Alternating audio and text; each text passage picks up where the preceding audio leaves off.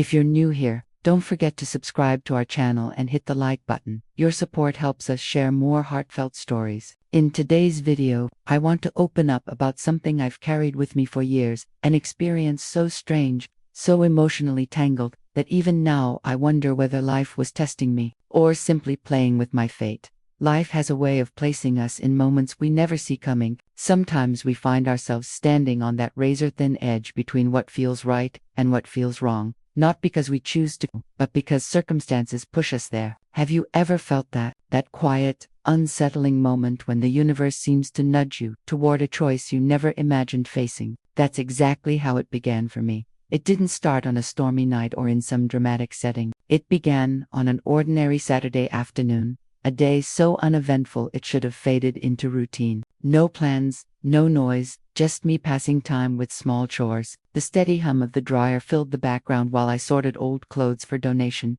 jackets that no longer fit, shoes I hadn't worn in years, sweaters that had lost their charm. And then, tucked away at the back of the closet, I found something unexpected, an old skirt. I hadn't thought about it in ages. It was once my favorite, back in those carefree years filled with laughter, confidence, and freedom. Holding it in my hands, I couldn't help but smile. Almost without thinking, I decided to try it on a small, innocent act of nostalgia. To my surprise, it still fit, though in a slightly different way, hugging me in places it never used to. I laughed softly at my reflection, amused by how time reshapes us. And then, a sharp knock on the door, unexpected. Quick, I froze for a moment, wondering who it could be. I wasn't expecting anyone. When I opened it, I was met by a face I hadn't seen in years. He wasn't the same as I remembered. Time had changed him too. His presence carried a quiet confidence, a kind of maturity that instantly shifted the energy in the room. He had come to fix something around the house,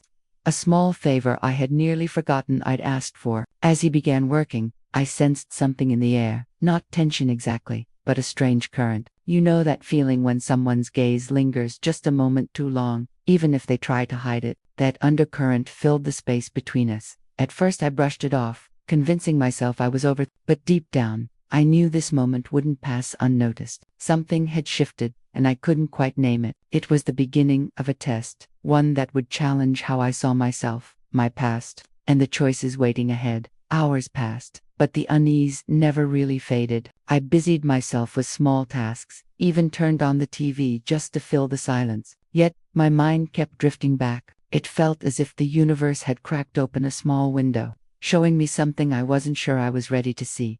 That evening, as the house settled into quiet, my phone buzzed. His name lit up on the screen. The message was simple, yet heavy with meaning. "Can I ask you something?" I hesitated, staring at the words. Why now? Why after that strange, charged afternoon? Curiosity won out. "Sure," I replied. "What's on your mind?" His next message made my breath catch. "I keep thinking about today, about you. Do you ever feel like certain things happen for a reason?" I read it over and over. It wasn't just a casual question. It carried weight, a quiet intensity that tightened my chest. For a long time, I didn't know how to respond. Part of me wanted to pretend it was nothing. Another part of me felt that same invisible pull I'd sensed all day. A thread tugging at something deeper. After typing and deleting a dozen replies, I finally sent something neutral. Life does have a strange way of connecting moments we don't always understand. There was no reply, just silence, but sometimes silence says everything. The next morning, I woke with a restlessness I couldn't shake, as though my dreams had left questions behind. I made coffee, sat by the window, and tried to convince myself it would all fade. But then, another knock, early, familiar. When I opened the door, he stood there again. No smile this time, just a steady, serious look that told me something had changed. In that quiet moment at the doorway, I knew this wasn't a passing coincidence. It was the start of a story I never expected to live.